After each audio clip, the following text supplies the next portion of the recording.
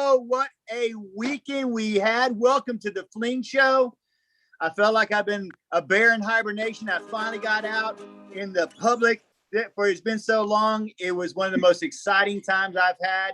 And to be honest with you, it's kind of funny to say this. It was one of the most proud things and days that I've had. This weekend was incredible. The event was incredible. Meredith, I am so proud of you and everything that you did and the groups of ladies that y'all had. Wow. From your perspective, what was the tournament like being a participant in it? Oh, it was such a joy. You know, it was my second tournament of the year. I hadn't played since Victoria, really. And so to play locally on our best courses all around and have such a stacked field was amazing. Thank you so much, Chris, for all your help. And shout out to Chris and Caleb Fennell. They did an awesome job, and Andy. And it hit home. And always, you know, it's just such a blast. And not only are people there to compete, but they're there to hang out and connect. And it was a beautiful, beautiful weekend. Thank you. And we have some people to celebrate, right, Chris? Yeah, you talking about the competition. I mean, Woo! Our own team. And that's why people kept coming up to me during on Sunday going, how come y'all aren't filming? I go, because the whole team is playing in this event. I'm the only one not. So you had, first off, Christopher Cox steps up to the advanced division. And you know as well as I do, that is a loaded shark field. Oh, yeah. They're just filled with sharks right there. He comes in 5th place. Congratulations to Matt Hall. But Christopher Cox of the Fling Show, great job. You are getting so good right now. His game's getting better and better and better. I can't wait to see where it goes. And then Matt Lang leading after the first round. I know he struggled a little bit on that second round, held it together for the third round, finished 3rd place, as you can see behind me. You see the trophy. Woohoo! Way to go, Matt. So that's 2 from the Fling Show. Incredible. Now, Meredith, I know the field that you played in was loaded. And the reason why I know that is because the second round, I got to walk with the lead card, which you were there and you were on as well. So you talk to me about that ladies field. Oh my gosh. I love these ladies. I hadn't played with them all year and I have missed out on this Texas swing. And so we had some of the best in Texas around. We had the Christina Lincoln, we had Chrissy Fountain, we have Casey Pennington. A bunch of these girls are kind of making their rounds and somewhat on tour even. You have Shannon Barker locally. She is rising, y'all. She is rising. Haley Trevina. And also we had to step up Kelsey Sweeten, her first time to play FPO, and she did amazing. Like, she whooped us on so many holes and took the CTP at Wynwood and like parked it when we got a 6 and a 7. I'm just saying, like, it was a bad hole for me. So shout out to Kelsey. And Miss Barker. Yes, Barker. I'm telling you, Barker was smooth, consistent, and it was crazy to see those scores. So it almost broke us up into like first, second, and third. It was a battle. It was, you know, back to back. So Christine, yeah. So we have so much to talk about, lady, with, you know, what's going to happen.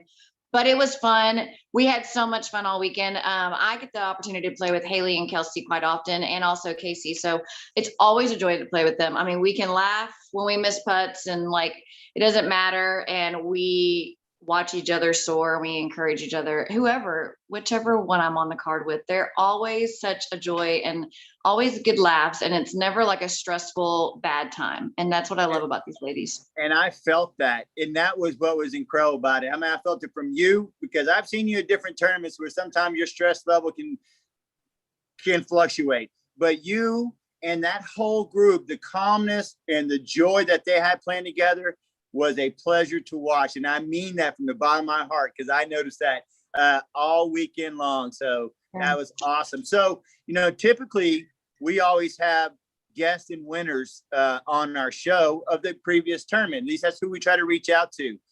We have a couple special ones this evening. You want to maybe introduce who they may be and what happened to our other members of our team? Okay, we'll go ladies first. So with a tight battle to the very end and even into playoffs, we have Chrissy Fountain. So excited to celebrate her and the FPO champion.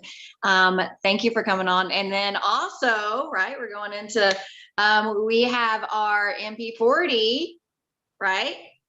Yes. Why are you doing the piece? Anyways, Two David, champions. Emmeline. Back, both of them the champs. Champ. Yes, right. Yeah. And We got the both double of them champs. had a battle to the very, very, very end. So I'm super excited to talk to David and Chrissy today, guys. Woo! Congratulations. Yeah.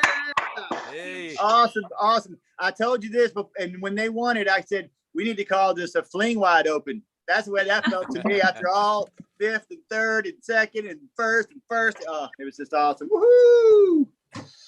What a showing.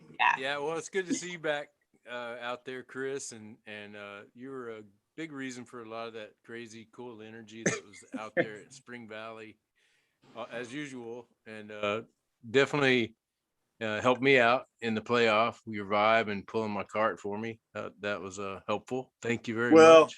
I just noticed, and before you go into it, you needed it at that time because that body had been through the ringer. You could see you were pulling that back leg, but it was definitely I could just see that's all you needed. I didn't want to get in the headspace. Just take a little weight off your shoulders. That was all I was trying to do. Well, just having your vibe there meant a lot, and not only you, but Barker, Brett, and Alex was back there hanging out. I found out later, and just having those guys support me, it's really, really cool. Great time there at the playoff, man. What a blast! Well, let's talk to Chrissy real quick. Yeah. Let's talk to Chrissy real quick and say, listen, to drive all the way down from Austin, Texas, and to be as tired as you were for the last 2 weeks, and to be in a 3-round dogfight back and forth where nothing changed hands more than a stroke here, a stroke there, a stroke here, all 3 rounds. Take us inside the event this weekend from your perspective, from the beginning to the end, and kind of walk us through how you became champion this weekend. Yeah, thank you guys. Thanks so much. Well, like you said, been pretty exhausted after playing 3 back-to-back tournaments with the Texas Swing, and I did end up taking off for the Lone Star Classic. I didn't play that one, and I rested my body and my mind, and I think that helped so much. I felt so clear going into the Spring Wide Open this weekend, and I kind of said it on my Facebook post earlier, but there's just a vibe about Houston disc golf that it's just different, and it's just so inviting and so welcoming. And so, we got into town late on Friday, which, it happens. It had some confusion with where our hotel was, but we finally got all of that, figured out and settled in. And so come Saturday morning, we're out at Windwood, which I've played Windwood like 3 times. 2 times in a tournament and 1 time at our women's clinic that we did a couple of months ago back in January. And so I had a 1-stroke lead after that round. So it was okay. I started off with a 7 with a triple bogey on the first hole. I was like, oh man, all right, here we go. But, didn't let it affect me too much and just tried to keep my head up and keep doing what I could. And then we got to round 2 and we went over to Northside Christian Church. It was my first time to ever play that course. And, just between the wind and, the different type of baskets they had out there, it just kind of shook my confidence. And so, I ended up 1 stroke in second by 1 stroke. So I lost 2 strokes, which it could have been a lot worse. So I was thankful to kind of contain, the hurt to that. And then, I just always get so excited to play Spring Valley. Like that course is just it's got to be in my top 2, I think. It's just, it feels to me so professional. And I know that's I don't know, that sounds kind of weird, but I feel like when you go to Spring Valley, you're going to I don't know, just it just feels real and it feels big. And you're like, man, this is how all disc golf courses, this is the elite level of disc golf. The clubhouse, the nets they have to warm up, the putting greens, it's just everything about it has just such a professional aura to it, and it makes you want to play better and do that course justice. So, I just went out there and did the best I could, and me and Christina Linthicum were neck and neck. Sometimes whenever I get into rounds, I don't really pay attention to the score. We've kind of touched on that a little bit in the past. But in our situation, the scores were so close that there was never more than like a one stroke swing, like you were saying. And so it was really like impossible for me to not know what the scores were. And, you know, we had 4 holes left. We had 15, 16, 17, and 18. Hole 15 was a really long par 4 that I managed to snag the 3 on. I got the birdie on that hole, and Christina took a 4. So she took a par. So I had 1 stroke on her on 15. And then we got to 16 and she parked it and I left it outside of the circle and I didn't make my putt and she did. So hole 16, we went back to even, or like back to tied. And then we got to hole 17 and that was the ace hole. And we didn't have any like open conversations about like, hey, we're both going to run the ace. I think we were both like, no, we're going to try to play for score on this hole.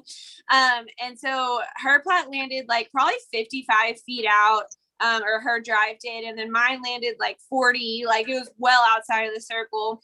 And so she steps up and just like beautiful putt, like heart of the chains, like right there. And talk about pressure. I was like, oh my gosh.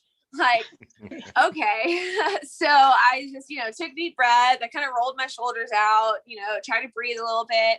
I just gave it my best bid and managed to make that putt as well for the 2. It was crazy, you guys. It was crazy. So cool. Yeah. And then we pushed hole 18. We both got silly bogeys, but that's okay. It happens. And so then we went to the playoff and it lasted 1 hole. Since I had the lower score for the round, I guess that was the rule. Lower score throws first. And so I went first and I just kind of wanted to set the tone for the playoff. Like I was nervous on the inside, but I couldn't be nervous on the outside. Right. And so I just like laced it. I just threw it as far down the middle of the fairway as I could. And Christina unfortunately missed the Mando off of hole 1 and went OB. And so when that happened, I kind of knew like, okay, just play your game, because even from the drop zone, it's hard to nestle it up against the basket. Mm-hmm. It would have had to been a really good throw. So I just said, okay, just play for a par and get out of there. And that's what I did. So yeah, it was beautiful. Yeah. Yes.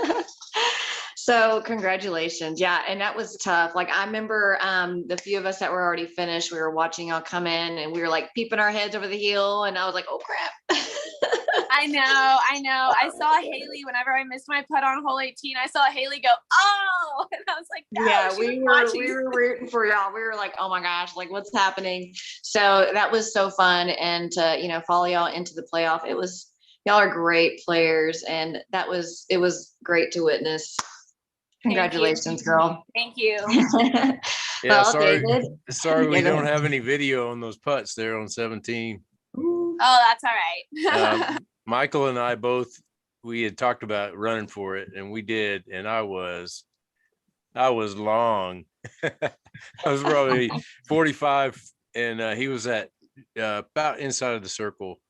So I missed mine, chained out right. And that was the first miss that I think I saw him all weekend on inside the circle. Ooh. And it looked like it was in the heart too. And it just kind of wasn't meant to be. So we go into 18 tied and we were both there and we both missed again, so we had our chances to win it. And mine was even closer. I was probably 20, 25 uphill and doinked it, and you did the same thing. Yep. Yeah. And I was, I was like, there's a tendency, and that's one of the things I wanted to get into tonight when we get a chance after we talk to Tim or at some point, is just that whole psychology of the ups and downs. And, it's just hard, it's emotionally hard. People that don't play a B tier, 2 or 3 day tournament, they don't understand emotionally David, what happens to you. Yeah.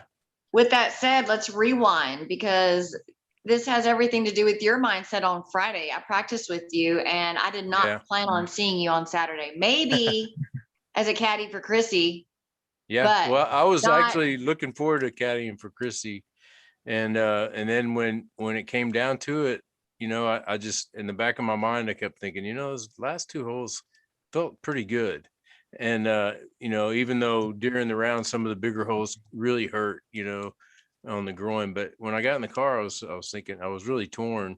But about, a little ways home, by the time I got to Starbucks, I messaged Chris and said, I probably am going to back out. And so he goes, well, if you would go through disc golf scene or whatever it's called. And I was literally couldn't figure it out. So by the time I got home, I changed my mind again. So I'm like, okay, I'm going to try it. I'm going to give it a try. So Well, it's let's my fast forward a little dumbness. bit on that, Hemi, because let's finish out the story. You missed that putt on 18. I turned to Meredith because Meredith's group wasn't finished. And I go, I think Hemi has a chance to win this right now. So we watched you miss that putt on 18. Yeah, and it So then I almost was like- rolled too, didn't it? It did. I made It a was like, concerted no, effort don't do this whole that. weekend not to film any of y'all because I didn't want to get in that headspace with y'all, nor did I want to follow y'all closely and have conversations. And which was really funny is the one time I did film, I filmed Meredith and Chrissy in the woods in Northside, and Meredith hit the first tree. And I was like, dang it. That's the first thing I thought. So I know I didn't post it though. Yeah. Thank you. Not You really yet. grown. Yeah, I know how that works. But let's walk it through. You tee off on 1, Michael's way out, you're fairly close, and I'm watching you, and you come over to 2. And I know playing with you a lot, you need to walk through that whole 2, 3, 4 sequence. Are you talking about the especially because- playoff? Let me tell you Correct. first of all about hole 1.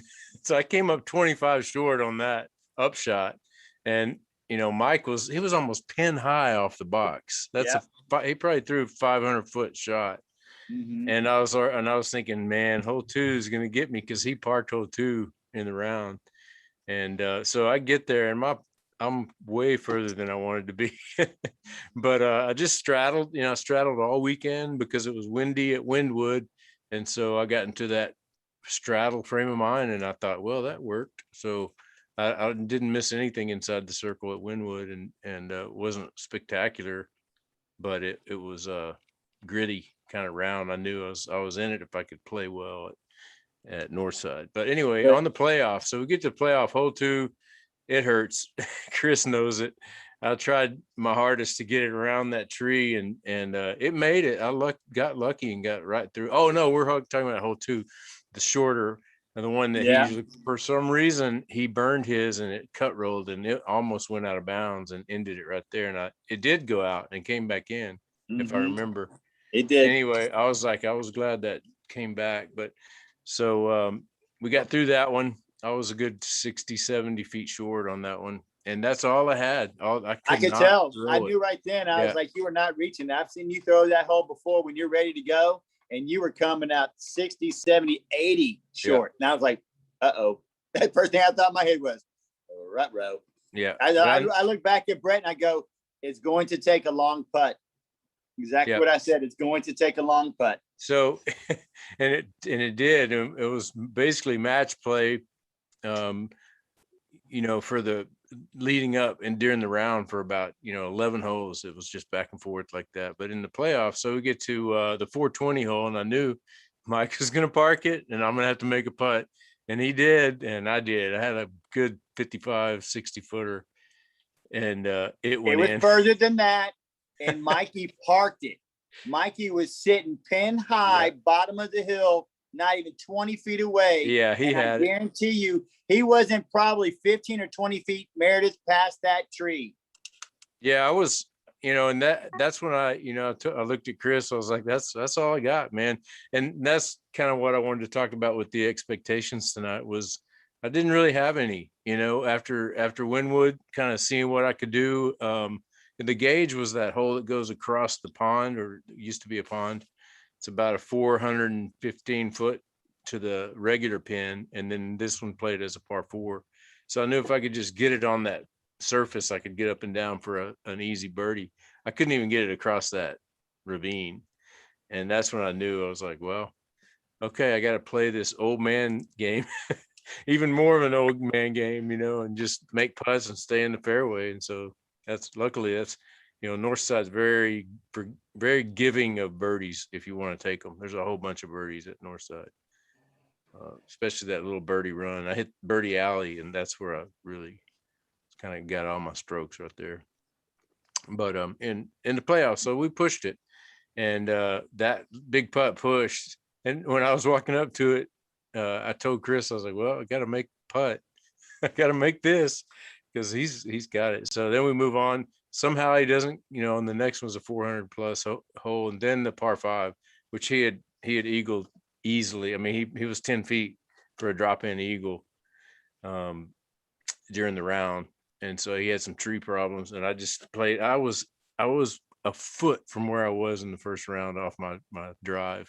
Had the You same just happened to exact. have a window that was like this big. That was the And if you same weren't shot in the left-handed, round. If you weren't left-handed, that had been the worst place to be for a righty. I don't care if it was flicking or backhanded. I was like, I'm Perfect screwed. I'm hyzer. just gonna have to pitch out. And Mikey goes far right, even worse than you as a righty. He had nothing but woods to hit, and he hit them. Yep, and he just clipped trees, whereas in the first round he hyzered out into the open, and he had he's deadly from those 360, 380 ranges. That's why he wins all his tournaments. I mean, he's really good from 380. And he still almost hit that putt to tie you at the end. He just hit on top of basket. Yeah, on top of basket. Yeah, that's right. To tie you. He had a chance. Yeah, he From had a chance to distance tie. too. And Yeah. had it gone on, it would have been grueling because I was limping back in. Yeah. But, what a surprise, for me. It was just like the whole thing started off. I wrote about it on Facebook, dropping my phone, and that was the lesson. I didn't look at my phone, because I was afraid it was gonna not come on. So it set the tone, and so for the rest of the weekend, I didn't turn it on, didn't listen to music. I just basically turned my phone off and kept paper score, so old school, and didn't Old even pay. school. Yeah, I didn't even pay attention. Oh, I just last made year. sure I got the scores. That was my job. I get the score. I'm not even looking at the score. But so yeah, I learned a lot from that. I'm definitely a easily distracted person, and when you have your phone, you're looking at Facebook and Messenger and scores and listen to music. You know what I mean? It's not. So I learned a lesson there. It really taught me. But anyway, great one for the memories. In fact, when Chrissy was talking about how much she loves Spring Valley and how memorable it is to play there, I think you said something about that. I was thinking, and I wrote down 5 of my all-time favorite rounds were at Spring Valley. I can't even think of 5 rounds at other courses, that were battles like that. Yeah. Manor has some good memories for me. Definitely Jones Park in Kansas, in Emporia, for sure. But Spring Valley, 5 of my best rounds all time. When they opened the silver layout, I shot a 13 down on it's there, and I was like, and then I think somebody won with a 13 on the first tournament for 2 rounds, and it wasn't me, and I don't think I cashed. And that's what expectations will do, when you go into a course that you can kill, that's trouble sometimes. And it's funny that you said that about thinking about 5 rounds at Spring Valley, because I'm even thinking back to this. I think it was called the Spring Valley Spectacular that they had back in the fall. Yeah. And in that tournament, I was battling it out with Stephanie Vincent for first place, and she came out on top out there. But for me, I think I shot like 2 945 rated rounds out there, which is 2 of my highest rounds. And so I'm telling you, there's something about that course that just brings out an aura of professionalism or something. It's spectacular. It really is. Yeah, I have a friend that is from Kansas City and all over the world who writes for the magazine. He used to write for the Disc Golf magazine, Disc Golfer, one of their field writers, and he wrote the best stories I've ever read on there. But he came to town, and we went to Shawshank, and we went to Little E and McDade, and just kind of took him around. And then I took him to Northside because I thought he would really like that one. But we also went to Spring Valley and played finesse, and he was, after it was all said and done, he was like, that's the best course in town right there. He loved it, and he couldn't stop talking about it. And especially hole 4, we didn't play it in the silver layout, but man, it's such a great hole and great course. Jurassic Park, the power. Yeah, no, well, I was talking about just finesse 4. Yeah, the Jurassic Park where it looks like the dinosaurs yeah. stepped into the. Right. Yeah. Hey, It's like hey, before we go into the next subject, because I want to go back to what Hemi was talking about. Chrissy, don't we have another guest that we need to bring on this evening? Yeah. And then we can kind of get back to what David was talking about, because I definitely want to touch a little footprints in those things, because David sent some really great information this morning. So why don't we get into our interview and then we'll kind of end it with that. Yeah, Sounds that good. sounds great. I am so excited to bring on our next interview. Me and this fella, we go back a few years. I think the first time I ever met Tim was at the Texas Camping Championships out at Moody's. That's right. He is a fellow Team Pizon.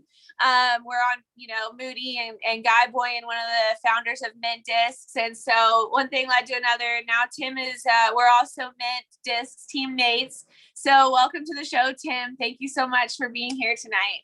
Thanks for the invite. Glad to be here. Yeah, and so you're over here listening to me and Hemi talk about our wire-to-wire wins. But you also had one of those. We're taking things back to Central Texas, and this weekend was the Mainer Mash 3.0 presented by Black Zombie, where you took down the freaking MPO, the open field, in a playoff, right?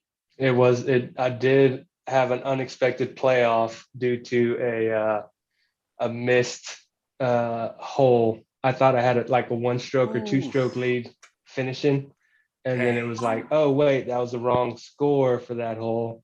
So I guess we got a playoff now. So it was like turn the brain off and then turn it back on. It was pretty hard to do. So that's how all of that transpired. Oh my gosh. Yeah. Well, I do want to talk more about the tournament, and I know that David, that Hemi's going to have some questions for you because Maynard holds a special place in his heart too. But one of the things that I always like to ask people is about how did you get your start in disc golf? I know you and your brother have been playing for years and years and years. So how did it all start for you?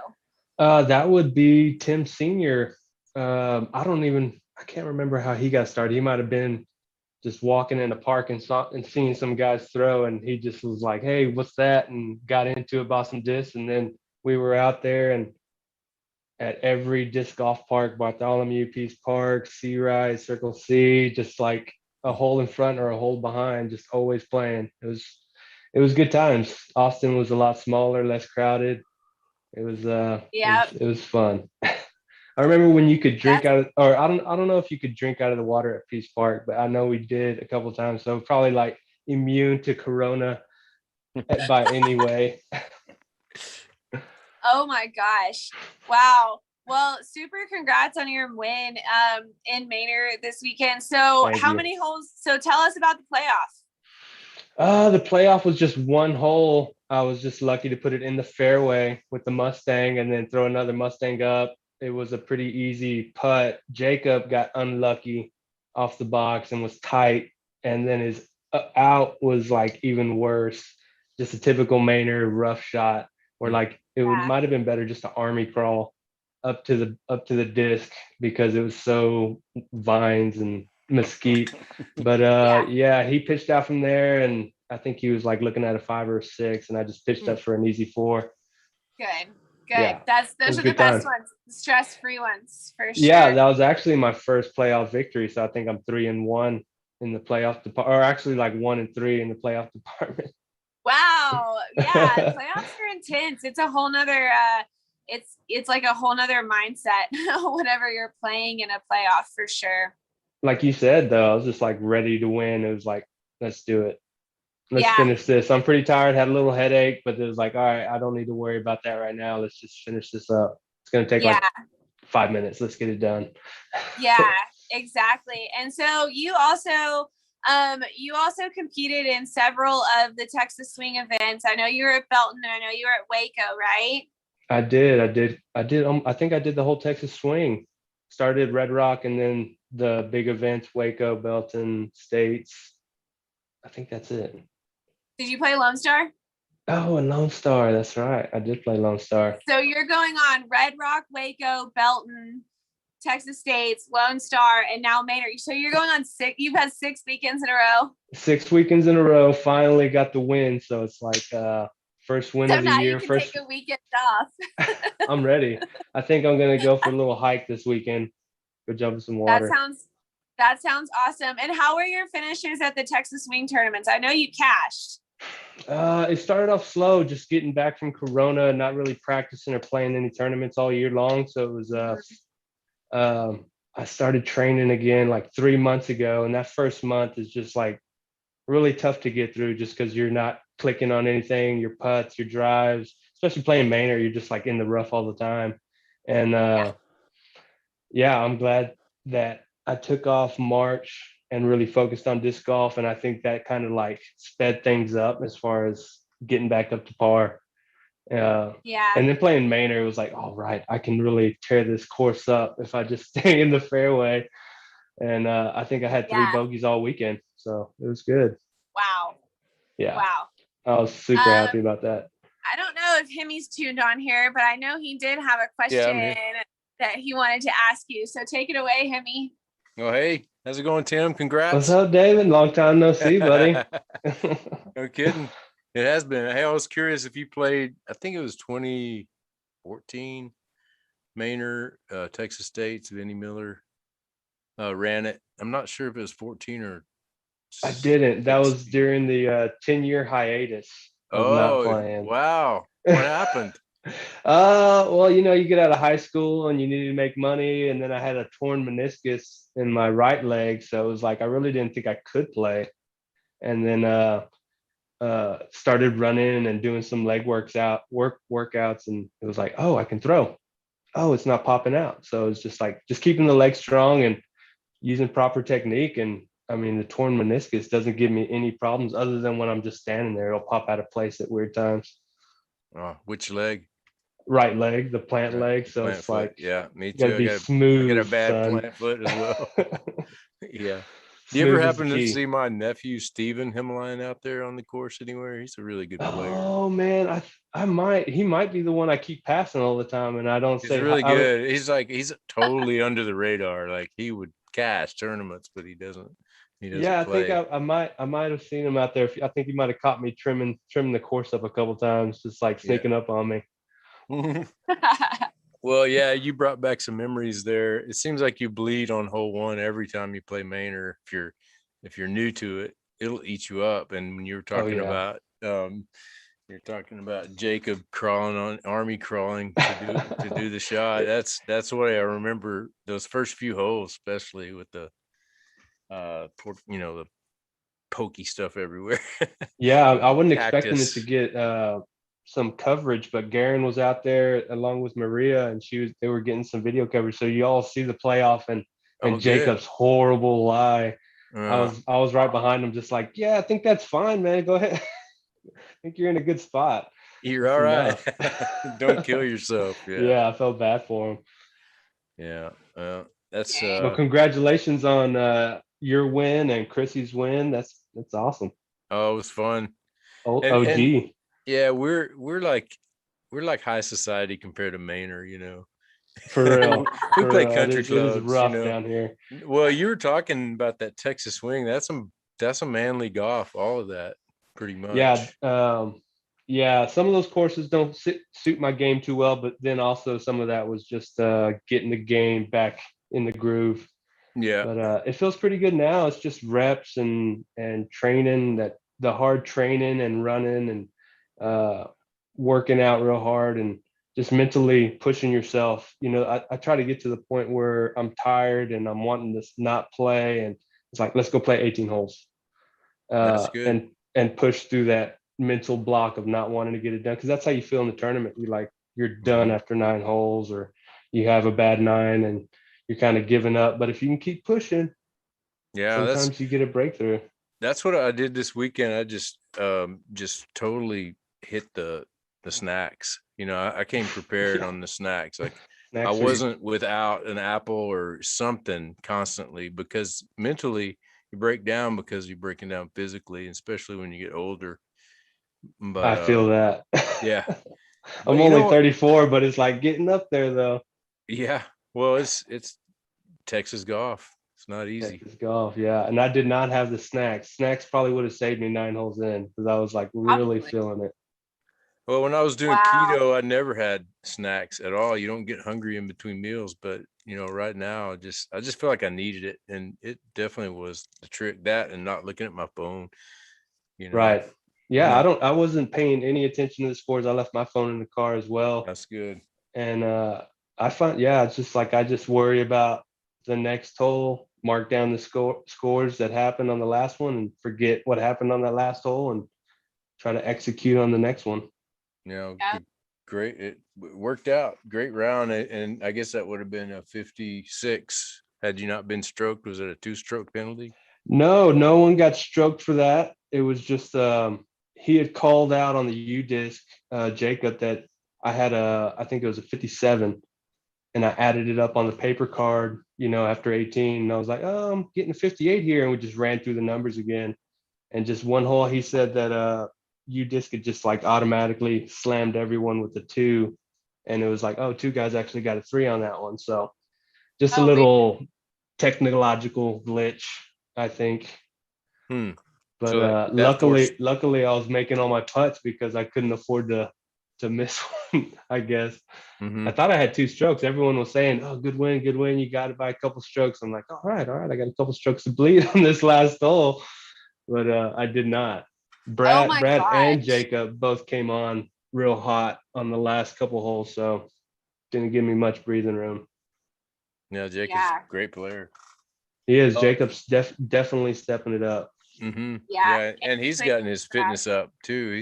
He's like slim and trim, disc Slim and golf trim. machine now. Yeah. So what's your routine to get ready for disc golf tournaments? Oh, I'm still working the 9 to 5, so it's like after work. Um, I got a dog, so I'll take the dog to Manor, run her a lap around there. That's 3 miles, and then usually go play around to golf. But today, after this weekend, I was like, well, victories are pretty nice, but I should probably run a little extra today.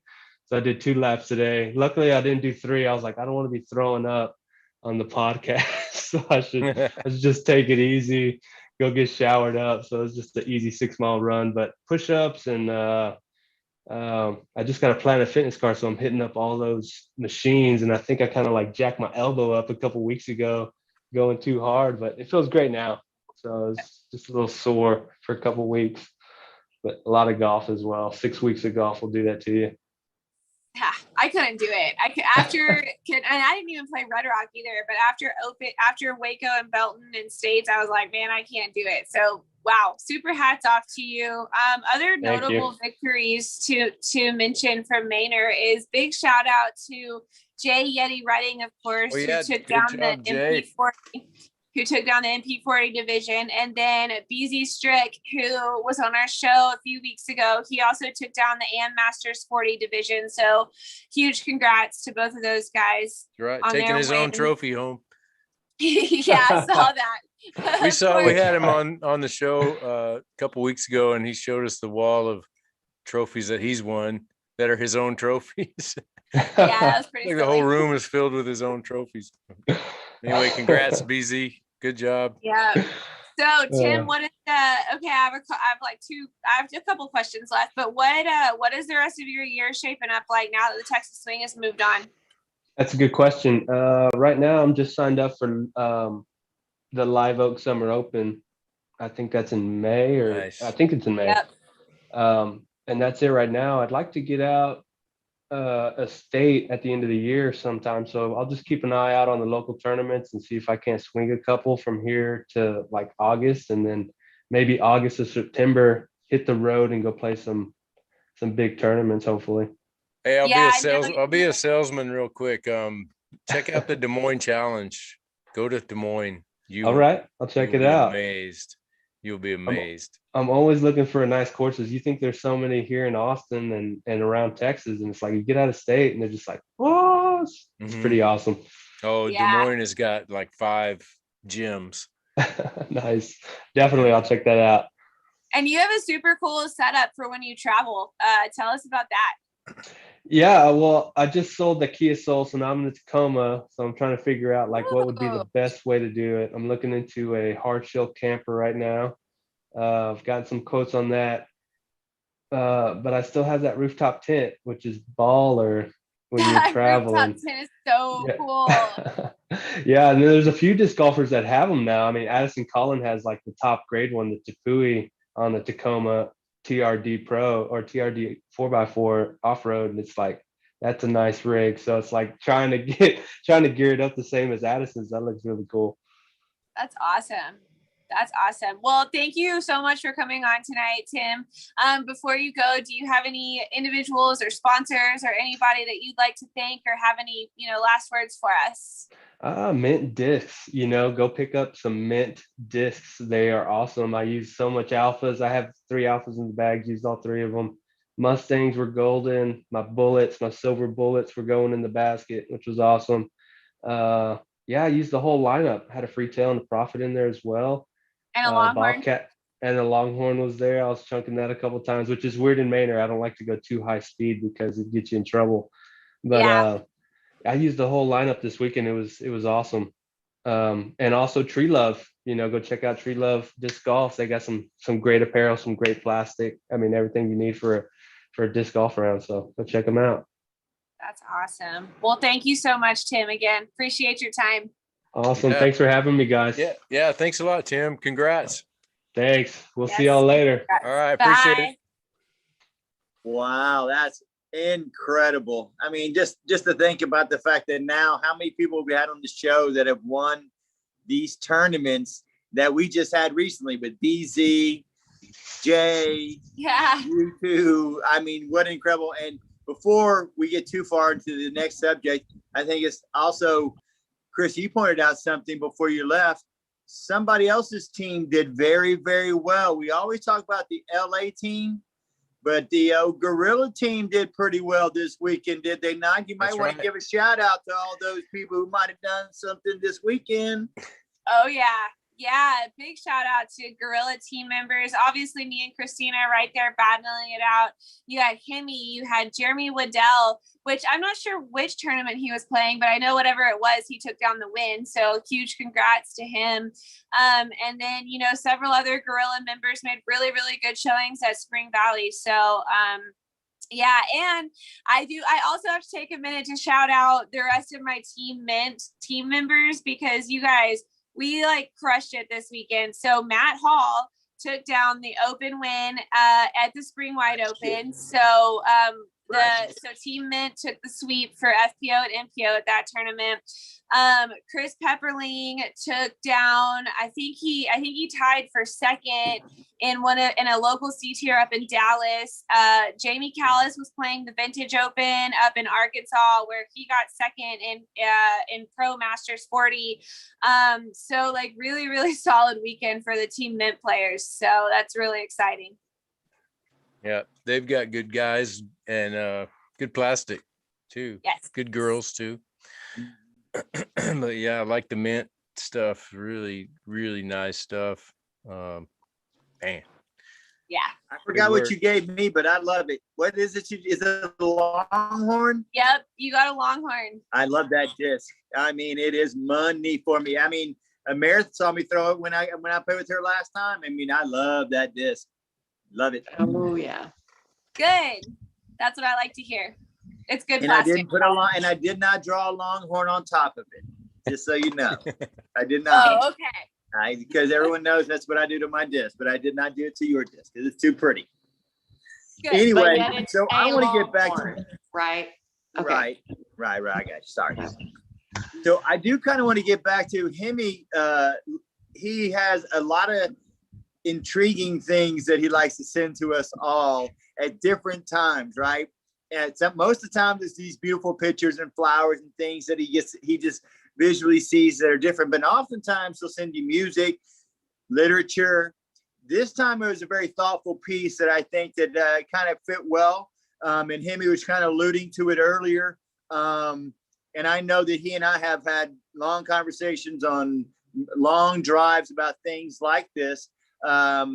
And before I get any long-winded on it, and I'm not going to, Hemi, you want to go ahead and just kind of give your thoughts about why you sent that today and how that kind of reflected your weekend? Yeah, definitely. It goes way back to when I first started competing, and I play a lot. I play 2 or 3 rounds a day. I was just a junkie for disc golf before I ever played tournaments. And when I start playing in tournaments, I would shoot way worse in a tournament. Just, that's the thing we all try to overcome, is that kind of tournament play compared to your practice play. You're trying to merge it, And so like one time at a Zebo's Open, I shot 8 down through the front 9 in a warm up, and then I didn't cash. So, it just kind of like, instead of getting mad, I just started doing research and studying it and looking into the whole psychology of the game as to why that is. And, I was new in competing and stuff like that. So that was the main reason. But once I started kind of thinking about it, it really boils down to expectations. And so that's the article that I found on expectation. And strangely enough, the first kind of tenet to this whole thing was that unrealistic expectations are premeditated resentments, which I think is kind of interesting. That's from some 12-step program. And I started thinking about it.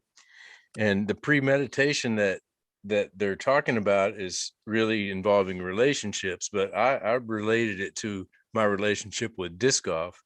And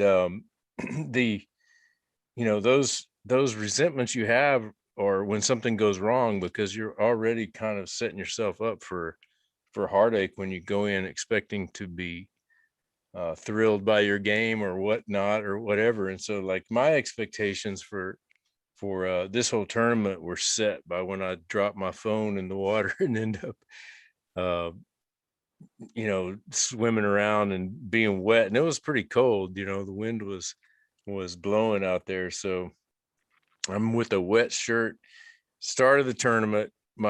Everything about my expectation was blown up. And so I was just forced to okay, well, how am I going to have fun with this after taking a bogey on the round? And found myself there, just kind of in that happy place, and just enjoying the company. I can't say enough about how great it was to have such great characters to play with. Ox was there, and let's see, got to play with Jonathan Bente. It was great. Joel Greer, Michael Infante, Alex Hughes. I mean, just great people, and so I just started appreciating what was happening in the moment, and it changed my whole mindset. And so I've had tournaments just a week before, and I was talking to Chris about it. What the lineup is out there in Baytown, and it was a couple, 3 weeks ago, I guess, and it was the last time I actually touched a disc before this weekend. And so my expectation out there was that I would probably win it, or, I'd be in the hunt. That's kind of what I was going in with, the expectations, instead of going in with the expectation just to have fun. The more I get into the psychology of disc golf, and, from what I get from ball golf magazines, is that when you adopt this attitude of gratitude, you're going to play better. And that's kind of where I was at this weekend. Appreciation for all the, just enjoying the weather, enjoying the company, enjoying everything that had, as opposed to thinking that, I'm going to get a win.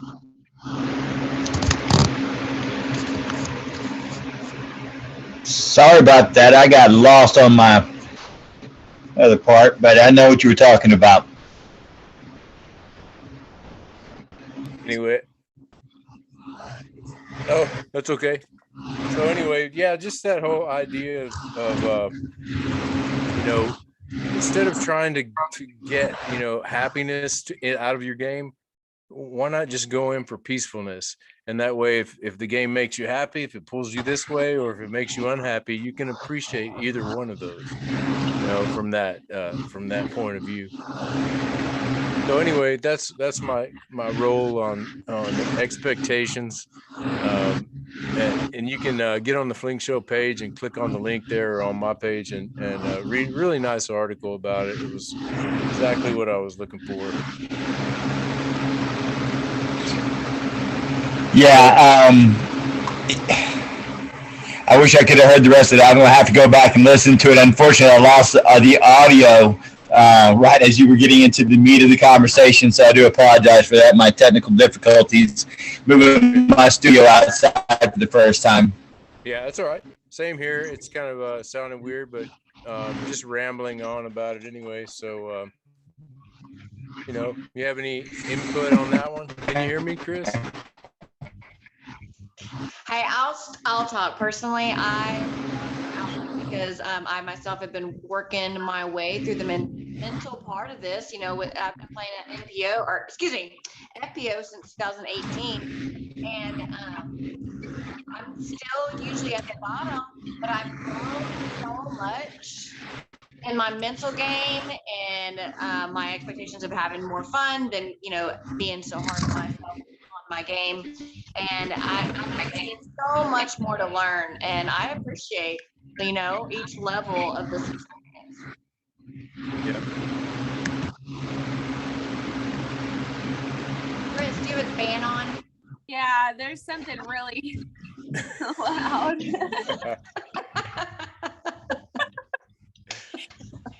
How's that? Is that better? That's So much better. Woo! I couldn't hear anything. It was terrible. I only can't hear. I try to lip read all y'all going. I know y'all saying something important, but I can't hear a thing. My input to this conversation is, going back to having that attitude of gratitude. Anytime I'm struggling in disc golf and I'm not having fun, I hate not having fun when I'm playing disc golf, because that's, disc golf is like, it's my out, it's my escape. And so I always try to think back to that attitude of gratitude and saying, like, you know what, I'm out here, it's sun shining, it's beautiful, I'm throwing frisbees.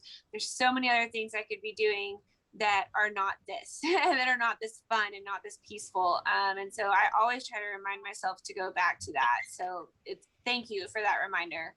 Oh, that I had a moment with it. It was on hole 5 of our 6-hole playoff, and Chris was there walking, and it was before both of us chained out this long, we were probably 70 foot apiece, and we both chained out on hole 5.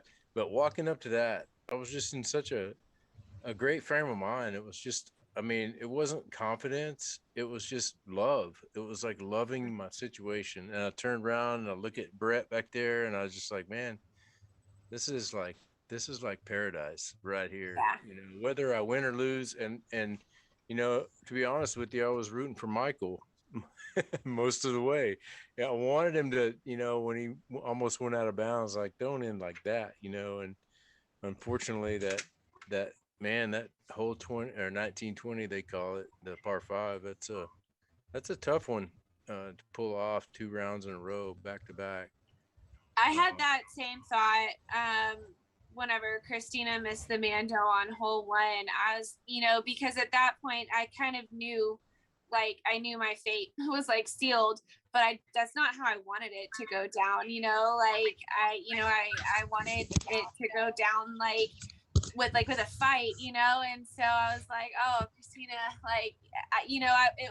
it was a very overtaking different emotions. I was slightly relieved, but then slightly no, I don't want that for her. It was crazy, but yeah, so many emotions. Yeah, you can imagine those. I guess it happens on all levels. You got this person that you compete with that you come to love, and it's like your nemesis. But yet it's like, I had one in high school, a sports friend. We played every sport.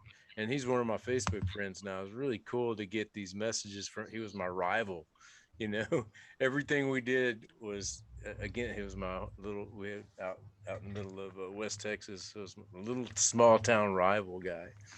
But you just love them, It's like you love them because they push you beyond, anything you could do. I could go out there tomorrow and set up with 10 discs and not make one of those 60 footers, it's being with greatness that really pushes you. And Michael is an amazing player, and So um, good. He's yeah, so just such a great, mentally strong, physically strong. He's just a great example for how to be a good person and a great disc golfer. What yeah. I was And gonna also say, I hope that he doesn't feel like, there's some kind of like Hemi jinx on artwork, because he's bought two of my pieces, and I beat him both rounds. He walked out of my car with a painting that he commissioned for me. And thank you, Michael, for that. I really appreciate his love of the art and what I do, and his support for what I do. But I hope it's not a jinx, but I don't think it is. Keep buying paintings. All right. I think I'm ready to chime in on this subject, and I'm so sorry. Thank y'all for That's being right. Oh, this patient. is much better. But now, yeah. And my wife is over here telling me, stop. I'm like, yes, ma'am. Okay. Anyway, on the subject of what you sent, two things. One, Elizabeth has always told me that. She goes, if you're going to get outside the house, have a good time. Don't, and I've told you that over and over. I think I've told everybody I've ever played with. Her whole thing with me was, if you're going to take the time to go do something, have fun with it. Now, that being said, I'm not on the competitive side that y'all are, but I will say for both Meredith and David, who I played many, many rounds with, and I already told Meredith earlier in this interview, is that I noticed it within both of you two. David, I didn't even see you in the first two rounds, but on that last round, when I saw you come down, and I guess the last few holes y'all went up and I stayed down and you came back down. I haven't seen you play that comfortable in months, and it was palatable. I could feel how you were in a different space. Both of you two, both of y'all were in such a different space that it was an enjoying environment, to be honest with you. Now, me personally, I typically play that way anyway, because it's easy for me to do that.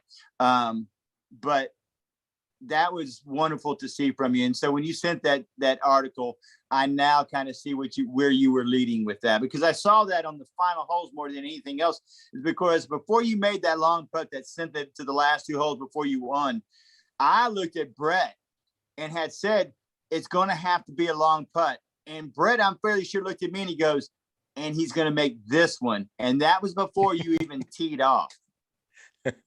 That was a strange vibe. I'm telling you, that was that wonderful vibe that was there. That was just kind of going on. And I don't know if you noticed, Brett kind of got a little emotional after the round was over. We were over there standing by 18 before the tee off, and you could see the passion that he had.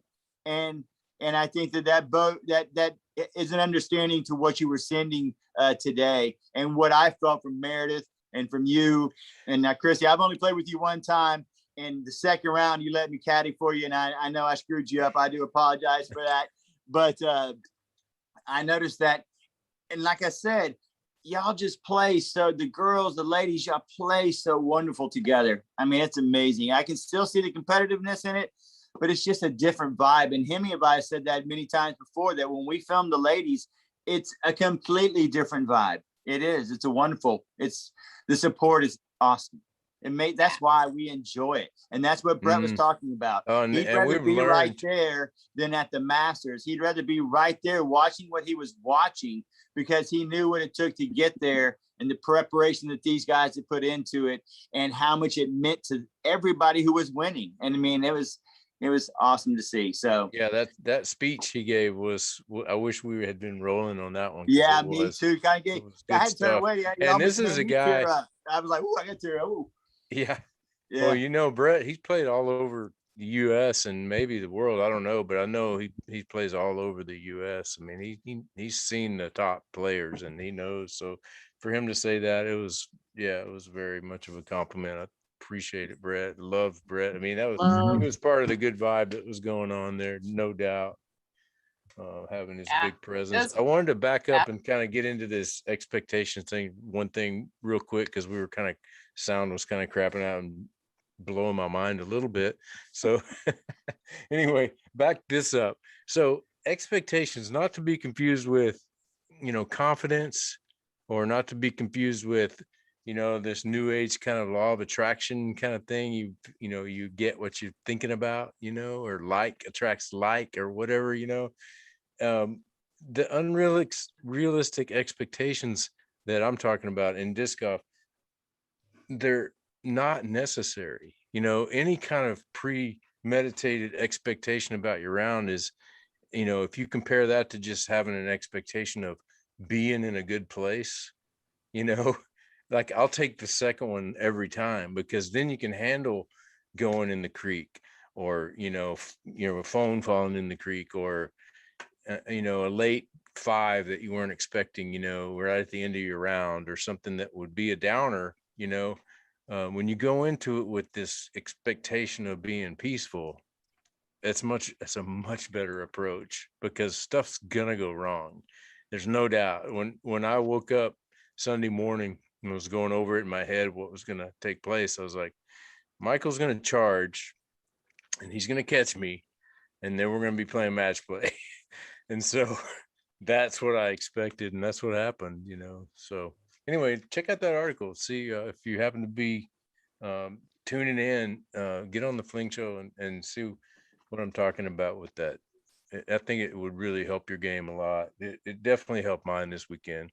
It put me in a great mood. By the end of the playoff, I was just floating with just love of the people, and like Chrissy said, the course, the ambiance, or whatever you call it there, the mystique of Spring Valley. Yeah, it is. There's something about it for sure. And, and there's also something about playing a tournament like this one that's three different courses, right? So every time you step up to a hole, it's the only chance you get in that weekend to execute that hole. And that's one of the big lessons, that Neil has worked with me on our like mental game is, I would always be like, oh man, like, yesterday I parked this hole, or yesterday I was right in the middle of the fairway. And again, that goes back exactly what you're saying to setting, unrealistic expectations, because it's a new day, and just having the expectation of like being at peace and not thinking about what happened the day before.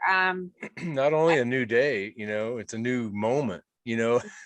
After you throw it in the water, there's the next moment it's about to happen, and if you have those expectations, you're like, oh, yesterday I made this Mando, or whatnot, whatever. I know that on the first hole of that tournament this weekend, I did not expect to start out with a triple bogey 7 on the very first hole. What hole was it? Was it hole 1? No, it was it was hole 5 at 5. Lakewood. Okay. It was that par 4, and just overcoming that was, I just had to tell myself, like, that's 1 out of 54 holes, like, just move on. Did you go in the creek or go B, or was it just straight up 7? I hit early on a tree, and then I hit another tree, and then my upshot went OB. They had that like kind of marked area to the right of the basket, that line, and my upshot was a little bit errant, so it went OB, and then I think I like 3-putted after that. So yeah, it was windy. Mike took a 5 on that one unexpectedly, and that was our last hole of the round.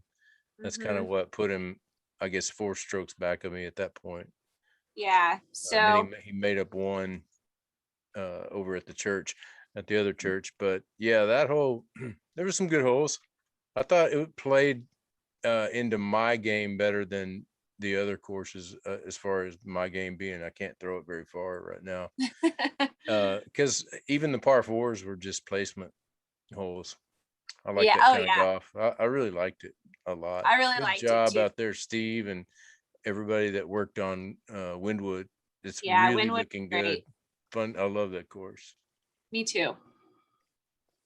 And Chris, let's talk about Chris. I do want to say something about the story. Tell him the story about getting the name wrong.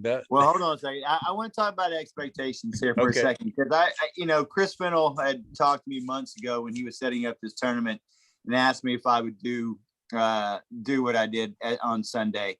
And I went into that with no expectations, because it was the first time. But y'all know me, I have fun, and I like to talk and hear myself talk a lot. But I was thinking the whole time, do I really want to? The first tee time 7:30 in the morning. I'm thinking, God, do I really want to get there at 7:30? Maybe I'll get there when the pros get there, because Chris was really not setting any expectations upon me. The more I kept thinking about, I was like, you know what? I want to get there for the first card. I want the novice person, because you know how I preach. Everyone's important. So I got there for the two novice ladies, the first card, because I wanted them to hear their names be called off the box.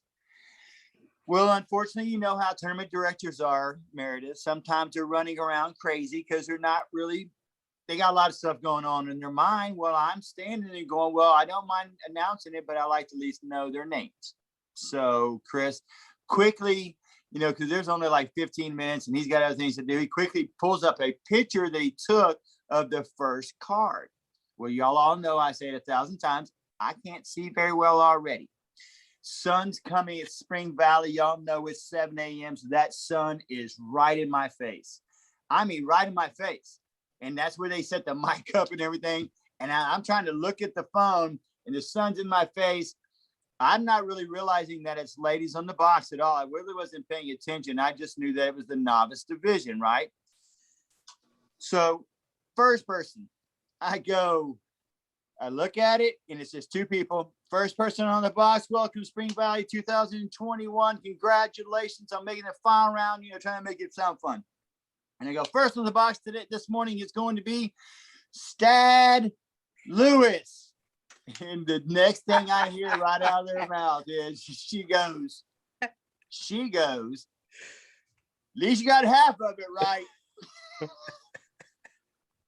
I look up and I was like, oh shit. And I look back at my phone real quick, not my phone, his phone. And I'm like trying to really look at it. And then I just said, oh, Stacy Lewis. And as she's walking up, I'm so sorry. Like here I was trying to make it a special moment. The first thing I do, first name, Stad, which is that even a name? First off, has anyone ever heard the name? But I'm like, gonna name, if I have another kid, I'm gonna name it Stad Lewis. I mean, if you have a dog, name it Stad. I was just like, really? But she was very sweet. I apologize. But the whole point was that I had no expectations going into that at all, except just kind of have fun because, Elizabeth always says to do that. But I'll tell you what, before it was all said and done, I had so many people walk up to me and thank me and say, that's the first time I've ever had my name called off a box and how much it meant. And I kind of harken back to what Jimmy and I found out about this show and things that we've done in the past. And where people go, I've never got to see my significant other play what they love. Now I've got to see him play 18 holes. And you touch people in ways that you never expect. So that was an expectation I didn't have and I got. So hey, next year we should film the first throw or just do live on every card, just do like a send off. So well, everybody kept asking to go, how come y'all aren't filming this? I go, because all my team is playing. And there's only one. How many film crew? I don't have a film crew. And I said, what am I supposed to do? And they're all doing great. So what do you want me to do? So well, it was a weekend for the books, that's for sure. Yeah. And Chrissy, sorry about, man, I was really hyped up. I almost knocked Chrissy out on the high five. Knocked her hat off. Funny. But I was when I realized, I thought that was, for the win when you missed that putt, and I thought you were playing on. So when you told me you won, I was like, oh, and I could see the sadness that you had, for, it's like, it was kind of a bittersweet win for you, but I was like, we both won. I was like psyched. And that's when I knocked your hat off. I told Neil, I said, one of the things, we've been talking about kind of the magic that Spring Valley had. And I said, Spring Valley gives you that feeling of being sad when you get to hole 18. Like you're sad that it's over. You just want to keep on going. Yeah. So maybe subconsciously, that's why I missed that putt on 18 so that I could play one more hole. And it's such a great finishing hole. I mean, just a nice, I don't know. The sun's always in the right spot. It's like, yep. Sun going down on hole 18 is really nice out in Spring Valley for sure. Yeah, for sure. Great pictures of that. Well, thanks for everything. Thanks for inviting Tim. It was amazing. Talking to him is like Yeah, Man, whenever tough golf. that video coverage of the playoff comes out, it's definitely gonna go on the Fling Show's page. Because if you guys haven't gotten to watch Tim play before, he can crush and he can putt and he's just got it all. He's really fun to watch play. So Well, thanks for coming it on was tonight. inspiring hearing, that he has an actual workout plan, and stuff like that. It's really cool. Mine is the whole time he was saying that, I was like, mine is don't do anything for 3 weeks. Walk. I go on You take walks. Tori on a walk. Yeah, take we Tori go on a on walk. walks. I You go to on the a creek, walk every morning. You go on a walk. but I literally didn't touch a disc till about Thursday, I guess, when we went out to Wynwood. I had to try it out. Well, I'm glad you did. Yeah, me too. Thanks, Chris, and Caleb, and for doing Big what time. they did, and Andy and Don, and being great hosts. And thanks, Spring Valley, and thank you, Gorilla. Good weekend for Gorilla. Thanks, Lone Star Discs. Cool seeing Travis out there, and I saw a lot of penny putters this weekend. A lot of I'm gonna those. save it. I had a Vector little interview 2. with him. He and I sat down Oh, for about good. 20 minutes on Sunday morning, and I got a lot of good information from him and what's going Hey. on with LSD. We'll save that for next week, though. Big stuff. Awesome. Yeah. Well, great All right. show. Thanks. It was good. It was good talking with just you guys, and as well. I'm glad we got to spend a little extra time on this I'm so psychological. glad we got this time. That's what Chris knows. I love talking about Have a that nice- head stuff. Disc golf is it's 95% mental and 5% Mental. mental. The rest is mental. The rest is mental too. Yep. What'd you say, Meredith? There's a tournament adrenaline that happens because like after Wynwood with you, I was exhausted. I was like, how am I going to do Wynwood and Northside? But at the end of Northside, 2 rounds on Saturday, I was ready for more. I could have played a whole nother round. That Yeah. adrenaline, I love it. Yeah, it's great. It's because I kept y'all out of the sun. Yeah. Too crazy women. Yeah. Thank Both you you to my two, 1,000 I- rated what- caddy, Chris. I was so thankful for you stepping in. I was so thankful to have you out there that second round. Both Meredith, I think I had them both on the same card. I had to reel them in like Ferris. Like, get up underneath this umbrella. Meredith, get over here. Chrissy, get on. I kept was like herding ferrets. It's like y'all, the end of y'all second round, you're coming down to it, and they hadn't played the retention pond holes yet either, Hemi.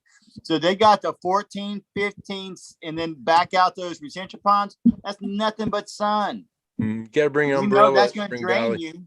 Yeah, that's going to drain you. And they still had 18, 1, 2, Yeah. and 3 to finish. So I was like, if Mhm. y'all stand in that sun, those last 3 holes are going to kick you in the teeth. Yeah. So that, Yeah, That's I think I that's the misled daddy. you, Chrissy, as far as North Side being an easy course. I forgot about 18 and 1 and the retention pond. How'd you do on that one? The first one. well, let me Power talk to about you. 18. She was going to try to cross it in 2, and I said, there's no reason to do that. So then she pairs down to a disc that she can throw fairly straight. She catches the culvert, and it just, that right there. And instead of skipping back left, it just skipped right straight. And she went OB while even trying to Yeah. play safe. But she still saved a 5, or didn't you? Or I did. Yeah. I Oh, saved it's the good most, 5. but Yeah. but she was Great. trying to Joel, cross. hey, it, and I was shout like, out to Joel Greer. First time playing that hole. He birdied it. He took a 3. Oh my gosh. Yeah, and I 3. There were 2 3s on our card. I probably 3'd it 3 times in my life. I took an Wow. 11 on that hole at a tournament one time. Whew. It's We're okay. so- You were the only person who told me that Northside was not that hard. I had probably 8 to 10 people tell me oh, it's easy. And then we got to, I think it's course hole. I don't know which course hole it is. The one with the super tall elevated basket. And I was like, Yeah. what is this? Yeah, luckily I was in the weeds on my drive. I threw that Zeus, and the wind took it and it went dead straight. and I had a putt, but I was underneath all these limbs, so it forced everybody laid up. You know, that's really a layup hole if you're 30, 40 foot out. you Oh know, yeah, unless you're no just- doubt. Unless you're just feeling jumpy. Hey, Meredith, anything before your phone dies? Thanks, Chris, for calling me out. No, but I love y'all and I had such a great time and I didn't want it to end. Well, hang in there, Meredith. Your game is looking good. Actually, I thought you So were. good. I thought you were I going to do do really too. well, and Yes, I'm sorry you yes. didn't score that well, but it'll come. It's I have coming a back. lesson. Smooth. I have a lesson with AP tomorrow, so watch out. I mean, smooth. She's smooth. Hey, I got to play with her too before I you think- did, and she's smooth. I think That- it's that just backhand is repping good. and stuff, and getting those must get up shots. Really, those scramble shots. I think that would help you out if you started getting more of those up and downs Oh yeah. when you need them. Because form wise, you look great. Yep. Yeah. So you'll get there. Oh yeah. Just remember, you're gonna suck sometimes. That was not what I was expecting you to say. No, I followed this guy who's a deadhead, and he puts out these funny memes. And one of them that I saw yesterday was "embrace the suck," which is like a military term, you know. And that's true, man. You know, that's the way I felt about Spring Valley. I knew Michael was fresh, and I knew it was gonna get ugly. You know, I knew it was gonna suck. I told Chris, I was like, this morning I woke up, it's gonna get dirty. If you think about any sport that you've ever played, and I don't care which one it is, you will fail more than you will succeed. Nobody bats 500. Nobody, is always, 18 under par. Nobody breaks the world record every time they do it. You don't make every basket you shoot. You don't pole vault the highest every time. You always will fail. Doesn't matter. It's just how you play through it. And we've Good advice. and we've had a lot of good people on here who've given good advice about just, hey, move past that bad hole and forget about it. Nothing you can do about it. Move on. I like Yeah. y'all's thought though more of not setting the expectation beforehand, because I have so many people who come up to me going, oh man, I know I'm gonna finish in top 5, or oh no, I know I've got this, or I know I can beat that person. And then I kill this course. Yeah, You know, that's exactly. what I And was in the round, thinking. they come in the round, I hear the exact same thing almost every single time, the exact same face. Yeah. It's like, And the thing is, those rounds that you had in the past where you did really well, they have nothing to do with Nothing what you to were do about with to it. do. nothing. You might get an 11 on a hole. There's no telling what might happen. So Right. it's best to just adopt that attitude of gratitude and just expect to be peaceful. You Absolutely. don't have to be happy to be at peace. So anyway, that's my Good message. show tonight, you Yeah, guys. awesome.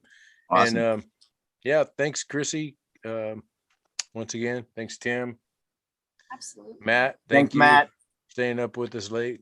Yep. Thanks, Meredith. We'll see y'all next time.